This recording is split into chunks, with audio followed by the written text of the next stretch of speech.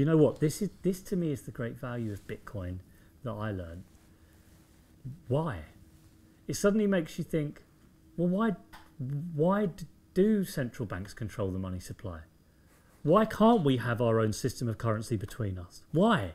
That's what things like Bitcoin force you to do. Radicals. Yeah. The radicals, they make you say, yeah, good, hang on a minute. Why do we have nation states with these borders? And and it's only the radicals that ask those big questions.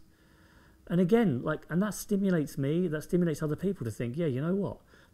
Nation states are simply commonly agreed myths. We all sign up to them, but they're man-made things, which means they can come and they can go. And you're right about the reason so many people are using Bitcoin and the values going up is because so many people see the great benefits to it. I went over to Prague to meet some of these crypto anarchists, and I get to the airport in Prague, and I bring some sterling over with me, then I pay to get it changed into koruna, the Czech currency, which with a massive slice for the company that runs that exchange. 5%, then, 7% hit. Then I get to this crypto anarchist place and they don't accept koruna, they only accept Bitcoin. And I'm like, oh man, you should have just wish I'd have known beforehand because I got Bitcoin already. So I can then just go from London to Prague, don't need to change one thing and use my money there as well. And I'm like, why am I paying these extortionate exchange rates when all I want to do is exchange some assets from me to this guy? Yeah. Not to mention, why can't we do that? Not to mention, you can do it with a Bitcoin wallet in a matter of microseconds. You don't need a bank. It's also not monitored, which people will say, well, I'm not doing anything illegal. What do I care if my bank monitors it or takes a charge? Well, yeah, wait till you get a call in 20 years and then they want to make it their business.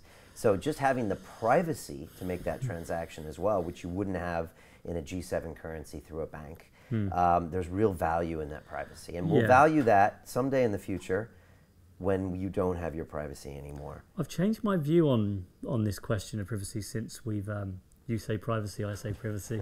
Since speaking to you last, actually, I've become much more persuaded by the future-proofing argument about privacy. That actually, and maybe it's the turbulence of the last couple of years, that the reason you build these systems and defend them and defend privacy and encryption for the individual is because you don't know in 10 or 15 years whether you'll need them.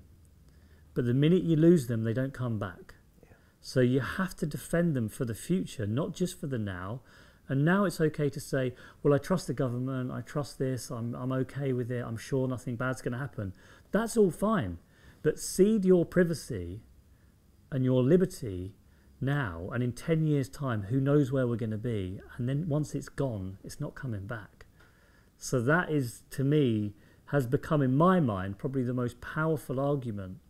And especially when writing about radicals, and I know how much some of these groups depend on things like encryption and privacy to do their activism.